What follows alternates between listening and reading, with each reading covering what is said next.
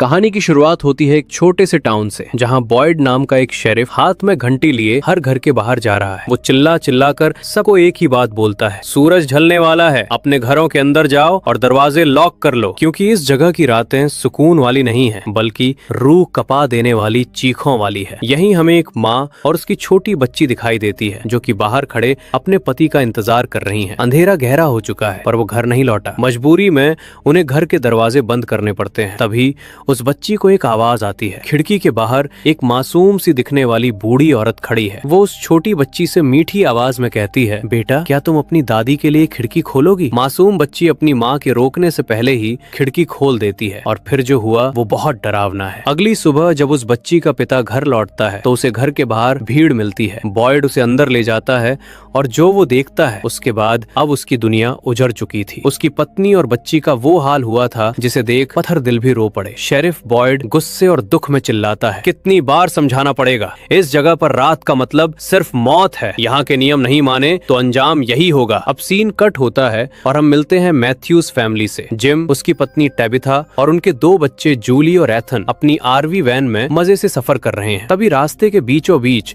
उन्हें एक विशालकाय पेड़ गिरा हुआ मिलता है। ऊपर आसमान में कौवों का झुंड मंडरा रहा है, मानो कोई बुरा संकेत दे रहा हो। वो रास्ता बदलकर आगे बढ़ते हैं, लेकिन कुछ ही देर में वो उसी अजीब से टाउन में पहुंच जाते हैं। जिम को लगता है वो रास्ता भटक गए हैं। जिम शेरिफ बॉयड से रास्ता पूछता है और ये इस शहर से बाहर निकलने की कोशिश करते हैं। लेकिन कहानी में ट्विस्ट तब आता है जब वो जितनी बार बाहर जाने की कोशिश करते हैं, उतनी ही बार उनकी गाड़ी घूम फिरकर उसी टाउन के अंदर आ खड़ी हो जाती है। टेबिथा घबरा जाती है, जिम हम फिर से वहीं आ गए। डर और हड़बड़ाहट में जिम तेज गाड़ी चलाता है और तभी सामने से आ रही एक दूसरी कार से उनका जोरदार एक्सीडेंट हो जाता है। एक्सीडेंट इतना बुरा था कि छोटे बच्चे एथन का पैर वैन के अंदर बुरी तरह फंस जाता है। दूसरी कार से एक लड़का बाहर निकलता है जो सदमे में है। वो लड़खड़ाते हुए टाउन में आता है। शेरिफ बॉयड उसे ट्रीटमेंट के लिए भेजता है और खुद मैथ्यूज फैमिली की मदद करने निकल जाता है। उसे पता है कि सूरज डूबने वाला है और अगर ये लोग खुले में रहे तो कोई नहीं बचेगा। यहाँ पर एक और लड़का है जो कि उसी कार में बैठा था। उसका नाम जेड होता है। बॉयड तुरंत जेड और मैथ्यूज फैमिली की महिलाओं टेबिथा और जूली को टाउन के सुरक्षित कॉलोनी हाउस की तरफ भेज देता है। लेकिन एथन का पैर फंसा होने के कारण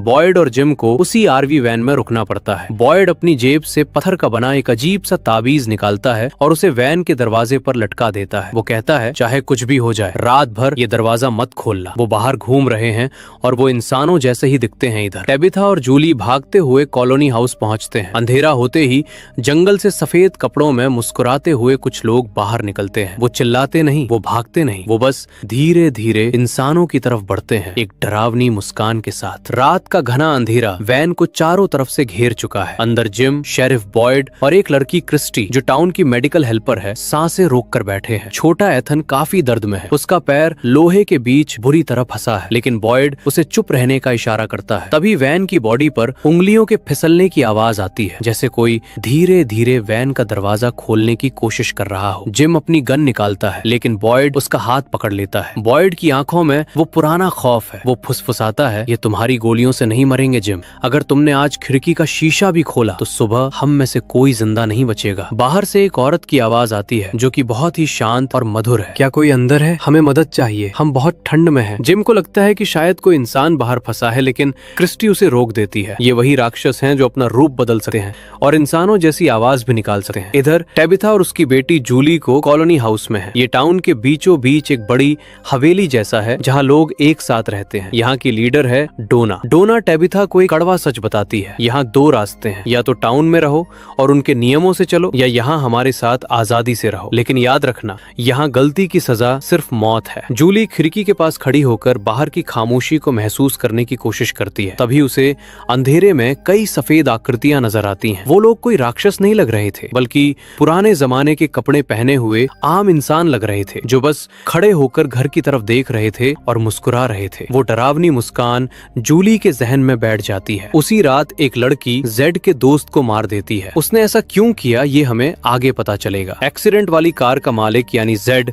अब होश में आ चुका है। वो एक अमीर सॉफ्टवेयर इंजीनियर है जिसे लगता है कि उसकी कामयाबी ही उसकी सबसे बड़ी ताकत है। जब उसे एक क्लिनिक में होश आता है तो उसे लगता है कि उसके दोस्तों ने उसे किसी हाई टेक एस्केप रूम में डाल दिया है। वो बाहर भागता है और चिल्लाता है, चलो अब मजाक बंद करो, कैमरा कहाँ है? मैं बहुत महंगा आदमी हूँ, मेरा वक्त बर्बाद मत करो। करो। टाउन के लोग उसे ऐसे देख रहे थे जैसे वो कोई पागल हो। बॉयड का बेटा एलिस उसे समझाने की कोशिश करता है, लेकिन जेड किसी की नहीं सुनता। जैसे ही सूरज की पहली किरण गिरती है, वैन के बाहर मौजूद वो मुस्कुराते चेहरे गायब हो जाते हैं। टाउन के लोग दौड़कर वैन के पास पहुंचते हैं और कड़ी मशक्कत के बाद एथन को बाहर निकाला जाता है। जिम और टेबिथा जब एक दूसरे से मिलते हैं तो उनकी आंखों में थोड़ी राहत आ जाती है, पर एक गहरा डर भी था। एथन होश में आते ही एक अजीब बात कहता है, वो लड़का, उसने कहा था कि अब खेल शुरू हो गया है। बॉयड चौंक जाता है क्योंकि एथन जिस सफेद कपड़ों वाले लड़के की बात कर रहा है उसे यहाँ सालों से किसी ने नहीं देखा, सिवाय उन लोगों के जो मरने वाले होते हैं। हमें बॉयड की जिंदगी की एक झलक मिलती है। वो टाउन के चर्च में जाकर बैठता है, वो पादरी से बात करता है। हमें पता चलता है कि ये पत्थर के ताबीज बॉयड को एक गुफा में मिले थे और उन्हीं की वजह से टाउन के लोग अब घरों के अंदर सुरक्षित रह पाते हैं। बॉयड अपने बेटे एलिस को देखता है, लेकिन उन दोनों के बीच एक गहरी खाई है। एलिस अपनी माँ की मौत के लिए अपने पिता को जिम्मेदार मानता है। यहाँ हर घर की अपनी एक दुखद कहानी है और हर मोड़ पर एक नई पहेली। छोटा एथन क्लिनिक में भर्ती है। उसका पैर तो ठीक हो रहा है, लेकिन उसका दिमाग कहीं और है। वो बार बार उस सफेद कपड़ों वाले लड़के की बात करता है। जिम और टेबिथा को लगता है कि ये एक्सीडेंट का सदमा है, लेकिन शेरिफ बॉयड जानता है कि इस टाउन में कुछ भी महज एक इत्तेफाक नहीं होता। जेड, जो अब तक इसे एक प्रैंक या एस्केप रूम समझ रहा था, उसकी सनक अब हद पार कर रही है। वो क्लिनिक से भाग निकलता है और टाउन के बीचों बीच लगे एक खंबे पर चढ़ जाता है। वो चिल्लाता है, कैमरा कहाँ है? मुझे शो से बाहर निकालो। बॉयड उसे नीचे उतारता है और उसे उस घर में ले जाता है जहाँ उस माँ और बच्ची की मौत हुई थी। जब जेड उस कमरे की दीवारों पर खून के छींटे और बिखरा हुआ सामान देखता है तो उसकी रूह कांप जाती है। उसे पहली बार एहसास होता है कि ये कोई प्रैंक नहीं है, ये लोग सच में यहाँ फंसे हुए हैं। आज मैथ्यूज फैमिली का चूजिंग डे है।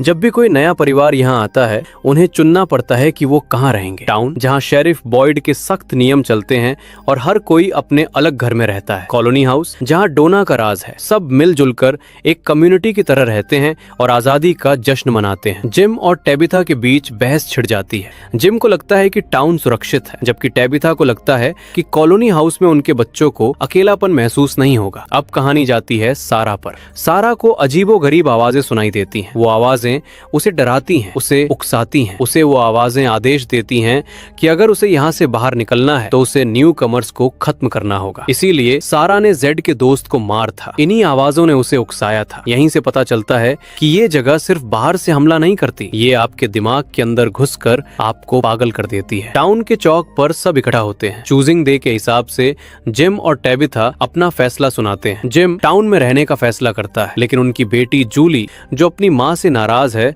और इस जगह से डरी हुई है, वो सबको चौंका देती है। वो चिल्लाकर कहती है कि वो कॉलोनी हाउस जाएगी। एक ही परिवार दो हिस्सों में बट जाता है। डोना जूली को अपने साथ ले जाती है। जिम और टेबिथा अपने घायल बेटे एथन के साथ टाउन के खाली घर में शिफ्ट हो जाते हैं। जिम अपने नए घर की खिड़कियों को ताबीज से सुरक्षित करता है। बाहर से फिर वही खौफनाक फुसफुसाहटें शुरू हो जाती हैं। तभी एथन अपनी खिड़की से बाहर देखता है। दूर अंधेरे में वो सफेद कपड़ों वाला लड़का खड़ा होकर उसे हाथ हिला रहा है। एथन मुस्कुराता है। वो उस लड़के को द बॉय इन व्हाइट कहता है। जिम को लगता है कि एथन को दिमागी सदमा लगा है, लेकिन जब एथन उसे बताता है कि उस लड़के ने उसे एक खास पेड़ के बारे में बताया है तो जिम का माथा ठनकता है। यहाँ एथन का किरदार अब कहानी का सबसे महत्वपूर्ण हिस्सा बनने वाला है, क्योंकि वो उन चीजों को देख पा रहा है जिन्हें बड़े नहीं देख सकते। पिछले एपिसोड में सारा ने जो किया था उसके बाद वो पूरी तरह से टूट चुकी है, लेकिन वो आवाजें उसका पीछा नहीं छोड़ रही। सारा की कलाई पर अचानक कुछ शब्द उभरने लगते हैं, जैसे कि किसी ने उसकी चमड़ी के अंदर से लिखा हो, किल द बॉय, उस लड़के को मार दो। यहाँ लड़का कोई और नहीं बल्कि मासूम एथन है। सारा को लगता है कि अगर वो एथन को मार देगी तो इस टाउन के सभी लोग आजाद हो जाएंगे। वो अपनी नैतिकता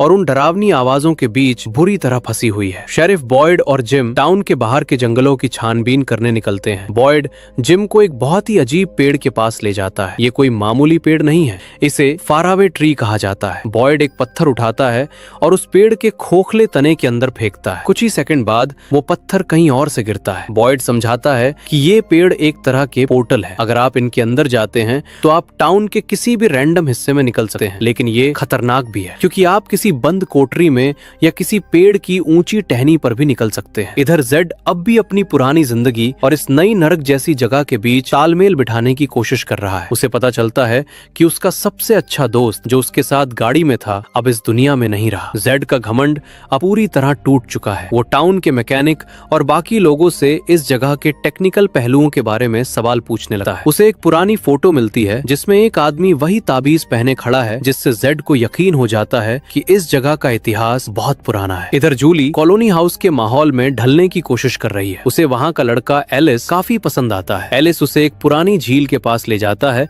और उसे समझाता है कि यहाँ हर पल को जीना कितना जरूरी है, क्योंकि कल की कोई गारंटी नहीं है। जूली को पहली बार अपनी माँ और पिता के झगड़ों से दूर थोड़ी शांति मिलती है, लेकिन उसे ये नहीं पता कि ये शांति बस एक तूफान से पहले का सन्नाटा है। रात फिर से लौट आती है। सारा, जिसे अब उन आवाजों ने पूरी तरह अपने वश में कर लिया है, जिम के घर पहुंचती है। वो बहाना बनाकर अंदर आने की कोशिश करती है ताकि वो एथन तक पहुंच सके। टाउन का माहौल इतना तनावपूर्ण है कि हर परछाई एक दुश्मन जैसी लग रही है। तभी जिम को एहसास होता है कि ईथन की ड्राइंग्स और इस टाउन के नक्शे में कोई गहरा संबंध है। वो उन पेड़ों और रास्तों को जोड़ने की कोशिश करता है, लेकिन तभी बाहर से उन राक्षसों की डरावनी फुसफुसाहट शुरू हो जाती है। सारा का मानसिक संतुलन पूरी तरह बिगड़ चुका है। वो डाइनर में काम कर रही है, लेकिन उसे हर तरफ डरावने साए दिख रहे हैं। वो जिम के घर के आसपास मंडराती है और एक पल ऐसा आता है जब वो ईथन को अकेला पाकर उस पर हमला करने ही वाली होती है, लेकिन ऐन मौके पर नेथन, उसका भाई, उसे रोक लेता है। नेथन को अब एहसास हो गया है कि उसकी बहन के दिमाग में कुछ बहुत गलत चल रहा है। शेरिफ बॉयड इस टाउन का सबसे मजबूत इंसान है, लेकिन इस एपिसोड में हमें उसकी कमजोरी पता चलती है। बॉयड के हाथ कांप रहे हैं। उसे पार्किंसंस नामक बीमारी के लक्षण महसूस हो रहे हैं। वो डर रहा है कि अगर वो कमजोर पड़ गया तो इस टाउन को इन राक्षसों से कौन बचाएगा। बॉयड को पता है कि उसका समय कम है, इसलिए वो जंगल के और अंदर जाने का फैसला करता है ताकि मौत से पहले बाहर निकलने का कोई रास्ता ढूंढ सके। इधर जेड को यहाँ रह रहकर एक अजीब सा सिंबल दिखाई दे रहा है, 3 पेड़ों जैसी दिखने वाली रेखाएं। वो इस निशान को लेकर पागल हो रहा है। उसे मरे हुए लोगों के हेलुसिनेशंस हो रहे हैं। उसे एक मरा हुआ सैनिक दिखता है जो उसे डराता नहीं बल्कि कुछ बताने की कोशिश करता है। जेड को अब समझ आ गया है कि ये जगह सिर्फ एक जेल नहीं है, बल्कि ये एक पहेली है जिसे सुलझाना ही होगा। छोटा ईथन अब चलने फिरने लगा है। वो जिम और टेबिथा को बताता है कि उसने उस सफेद कपड़े वाले लड़के को फिर से देखा है। जिम, जो पहले इसे वहम मान रहा था, अब ईथन की बातों को गंभीरता से लेने लगता है। ईथन कहता है कि वो लड़का उसे द लेक ऑफ टीयर्स की तरफ ले जाना चाहता है। इधर सारा और नेथन के बीच हाथापाई होती है। नेथन सारा को रोकना चाहता है ताकि वो किसी और को नुकसान न पहुंचाए, लेकिन इसी छीना झपटी में एक बहुत बड़ा हादसा हो जाता है। सारा के हाथों अनजाने में उसके अपने भाई नेथन की मौत हो जाती है। सारा सदमे में जंगल की ओर भाग जाती है। तभी बॉयड वहां पहुंचता है और उसे नेथन की लाश मिलती है। अब पूरे टाउन को पता चल चुका है कि उनके बीच कोई ऐसा है जो राक्षसों से भी ज्यादा खतरनाक हो चुका है। सूरज फिर से ढल रहा है। जिम और टेबिथा अपने घर को लॉक कर रहे हैं, लेकिन तभी टेबिथा को एहसास होता है कि उनके घर के फर्श के नीचे से कुछ अजीब आवाजें आ रही हैं। उसे लगता है कि शायद कोई रास्ता नीचे की तरफ जाता है। वो फर्श खोदना शुरू करती है, लेकिन वो नहीं जानती कि इस टाउन की जमीन के नीचे क्या दफन है। नेथन की मौत के बाद पूरा टाउन सदमे में है। सारा जंगल की तरफ भाग गई है, जहाँ रात में बचना नामुमकिन है। शेरिफ बॉयड को एक बहुत बड़ा फैसला लेना पड़ता है। उसे पता है कि सारा ने अपने भाई को मारा है, लेकिन उसे ये भी शक है कि सारा को सुनाई देने वाली आवाजें इस जगह का रहस्य खोल सकती हैं। बॉयड तय करता है कि वो सारा को ढूंढने जंगल के उन हिस्सों में जाएगा जहां आज तक कोई नहीं गया। इधर टेबिथा इस बात से परेशान है कि आखिर इस टाउन में बिजली कहां से आती है। जब वो बिजली के तारों को देखती है तो उसे कुछ ऐसा पता चलता है जो दिमाग चकरा देने वाला है। तार कहीं से जुड़े ही नहीं है, वो बस जमीन के अंदर खत्म हो जाते हैं, फिर भी बल्ब जल रहे हैं। जिम और टेबिथा को समझ आता है कि यहाँ फिजिक्स का कोई नियम काम नहीं करता। टेबिथा की खुदाई